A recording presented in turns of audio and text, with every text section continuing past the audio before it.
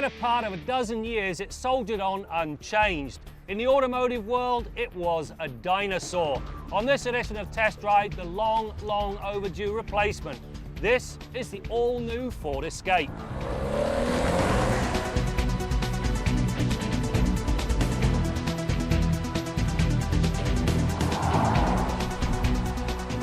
The changes to the third generation Escape, which is now based on the Focus platform, transform it so much that the only thing the new model has in common with the old is its name.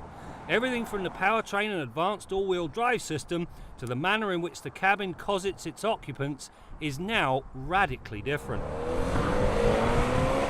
The interior of this Escape has been very well done indeed.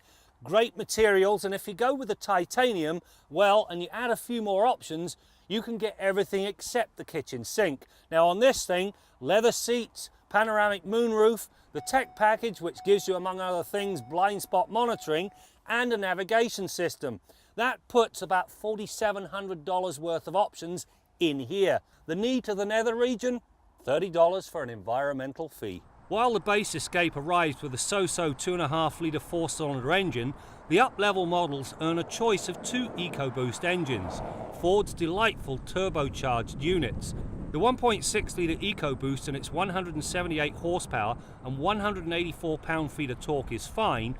The 2-litre EcoBoost motor, however, is the motivator of choice.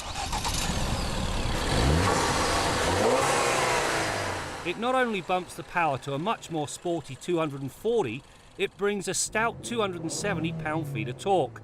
This puts some serious fire under the hood. Part of the reason is the peak torque and the fact it shows up early. The other side boils down to the relative lack of turbo lag. Yes, there is a hint on initial launch, but as soon as the engine hits 1500 RPM, it begins to pull, and strongly so.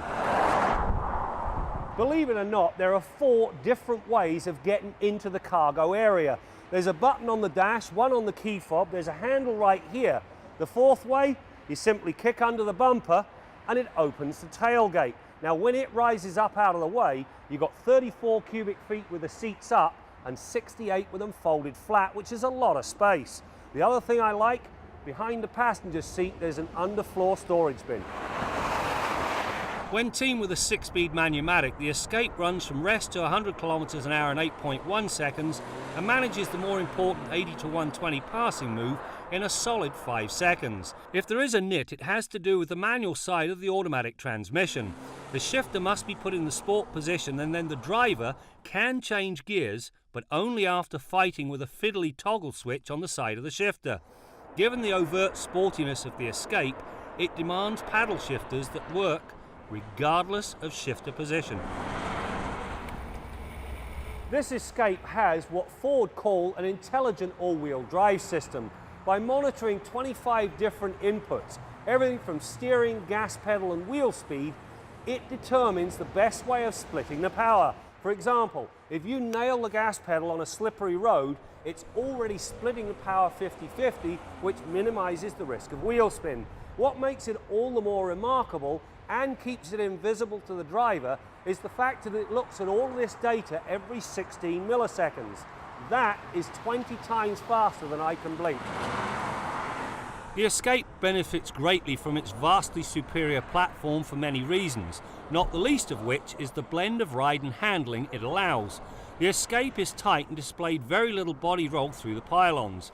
The steering affords great feedback, and the P235/45 R19 tyres, along with that all-wheel drive system, push understeer out to the point where it's moot. It also delivers the right highway ride, soaking up the rough stuff without the unseemly jostling so many sporty crossovers force the riders to endure.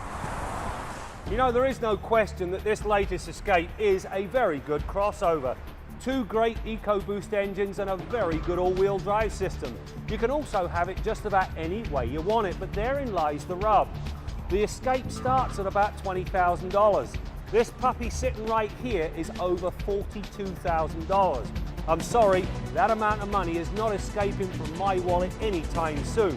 And no, the rain didn't make me crusty.